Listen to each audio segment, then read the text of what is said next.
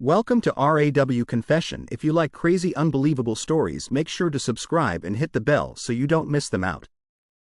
Let's hop into today's story. It was way more than just lust, but it was done so well and kept so quiet that it was hard to call it a passionate affair.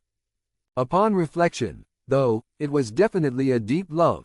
The kind where two souls touch and wrap themselves around each other like grapevines on a fence. It was the kind of love I've always wanted and thought I had with my wife of years, Tracy, until I discovered differently about years ago. That revelation shook me to my core and nearly killed me, but it wasn't my funeral we were attending now, was it?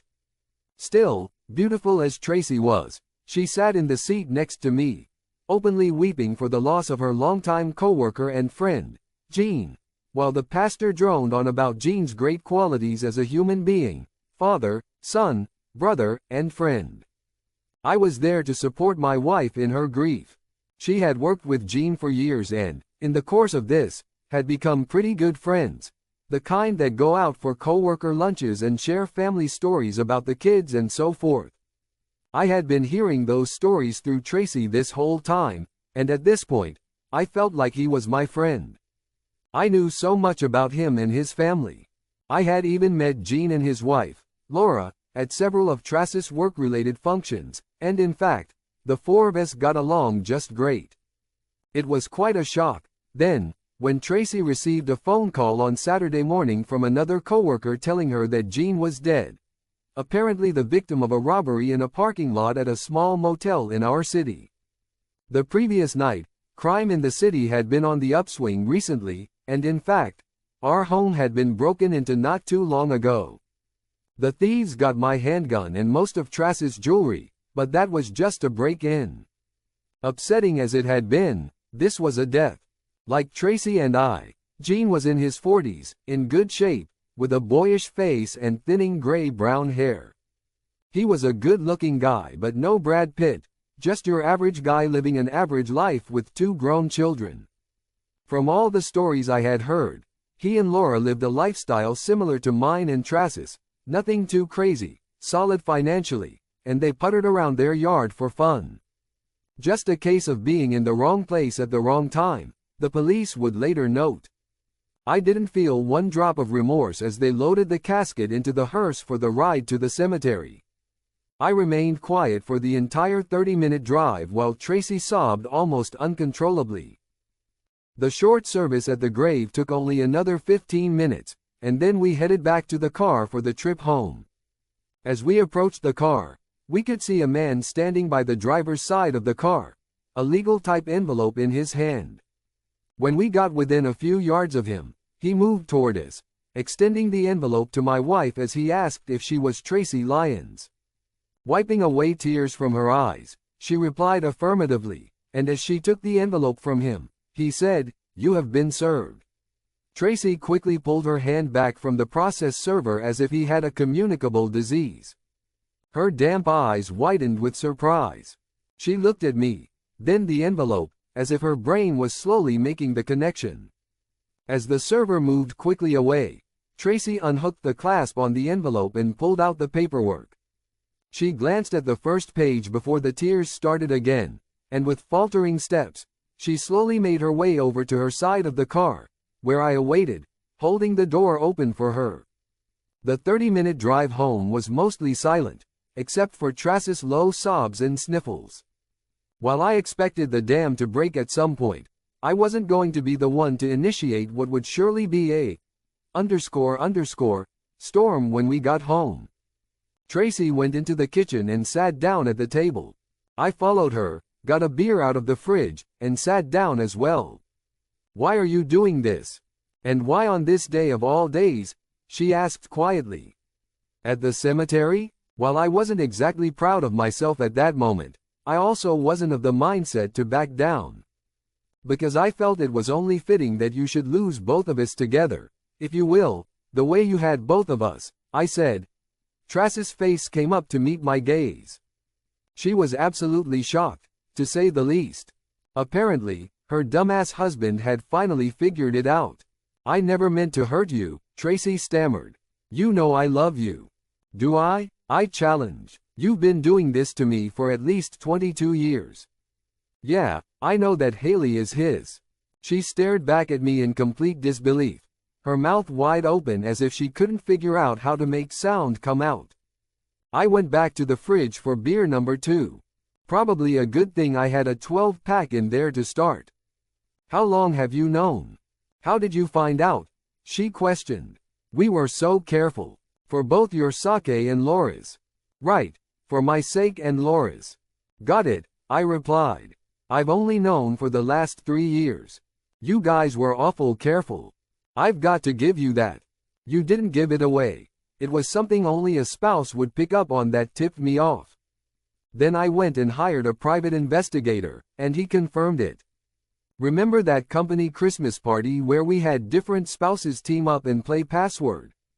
You and Jean were teamed up and were great together, giving clues like a married couple with lots of body language and assumptions. Exactly, like we would do, and that's when it hit me. You two had it going on, and it was more than just sex, more than just an affair, and you didn't even notice when I got quiet and stayed that way for a few weeks.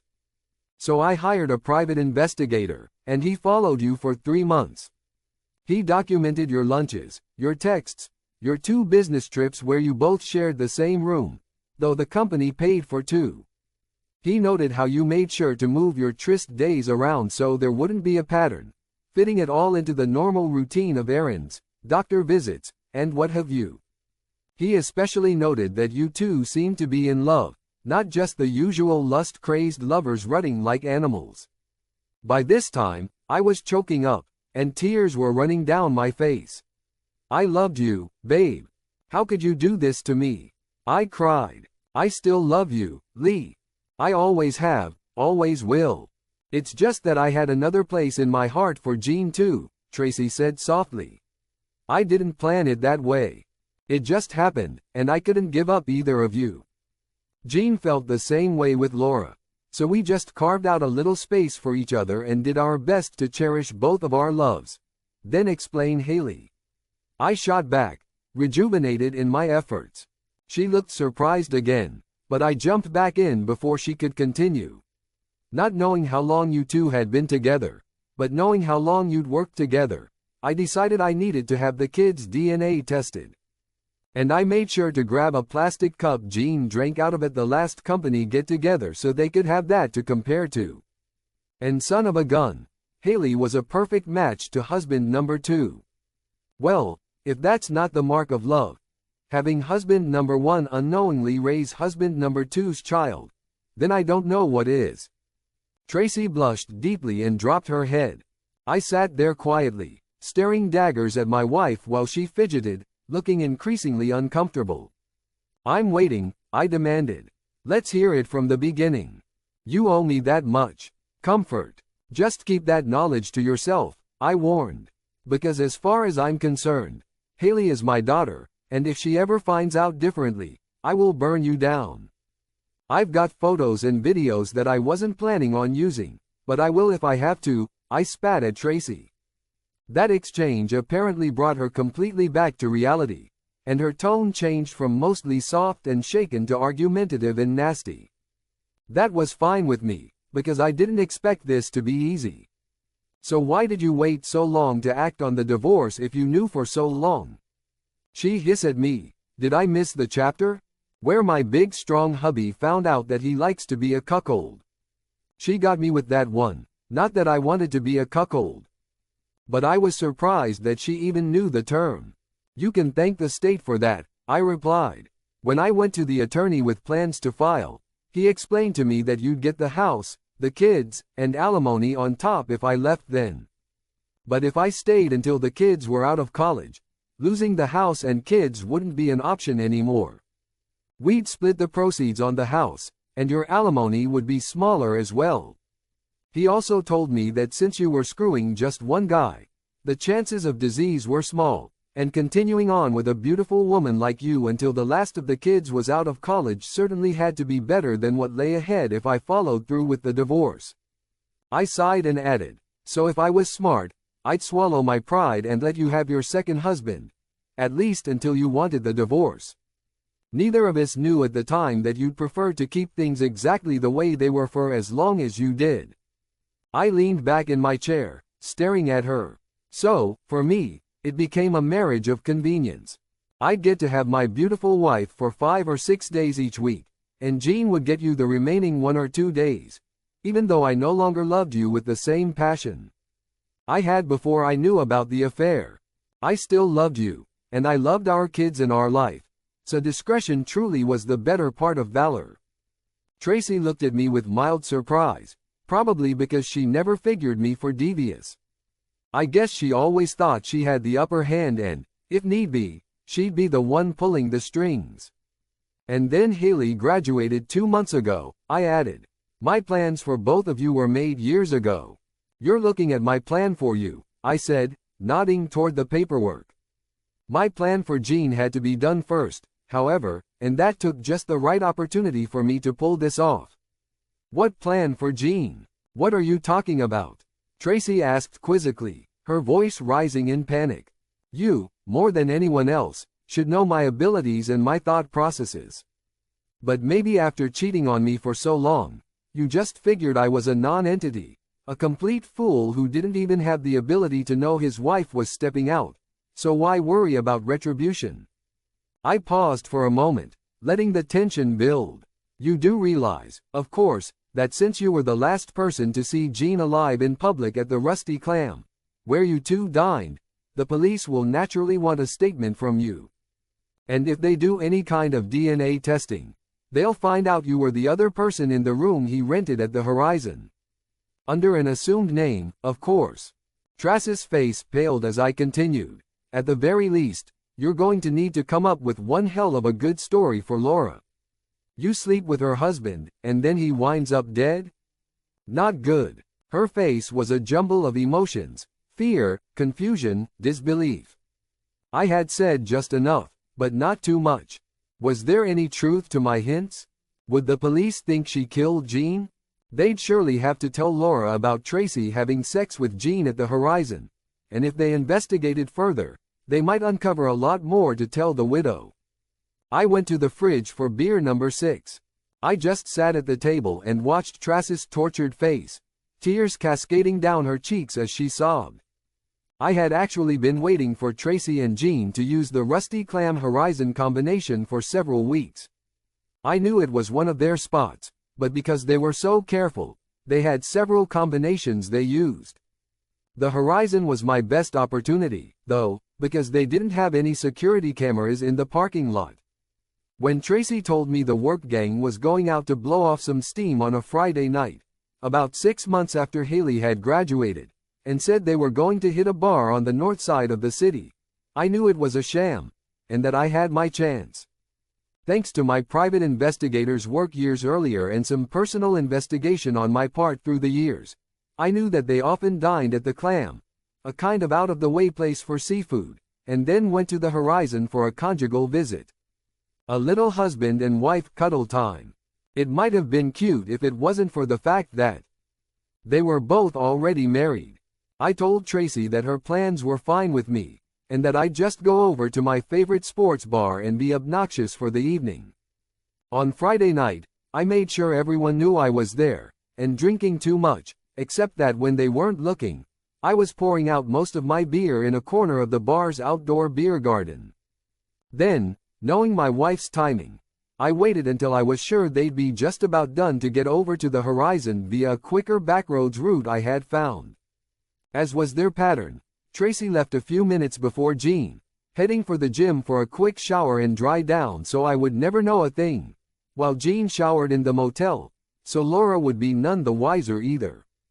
15 minutes after I watched Tracy leave, Jean, who always signed in at the Horizon as Mr. and Mrs. Gary Washington, left the room. I waited until he was almost in his car in the parking lot before showing myself from the shadow of the building. I called his name, and he froze in his tracks when he realized it was me.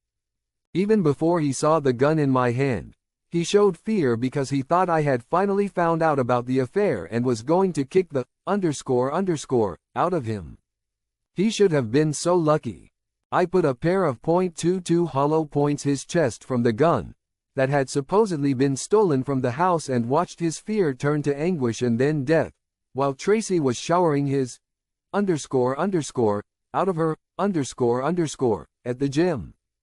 Husband number 2 was dying in a parking lot courtesy of husband number 1. I suppose I should have felt bad for taking a human life, but after all those years of being cheated on, I guess I just didn't have any compassion left. I took the gun apart for disposal at several incinerators throughout the city at a later date and went back to my alibi. I slipped in the back door at the sports bar and hit the bathroom, where I punched myself in the stomach to elicit a good puke that was heard by several people standing just outside of the room. Several of my cronies came in at that point and drove my supposedly wobbly ass home. When Tracy arrived home at about 11:30, I was passed out in bed, snoring like a freight train, or so she thought, keeping the light in the room off. She quietly got undressed, softly kissed my forehead and whispered good night. My clueless husband, I love you. I sat at the table for another 3 beers, not saying a word, while Tracy sobbed like a baby. It had been a rough few days for her. On Friday she had 2 loving husbands and a great life by Monday afternoon. She had no loving husband and was the mistress of a dead man in a murder investigation. 12 years was a long wait, I'll admit, but every now and then, patience pays off. That's the end of this story. If you found it engaging, please give it a thumbs up and don't forget to subscribe for more content like this.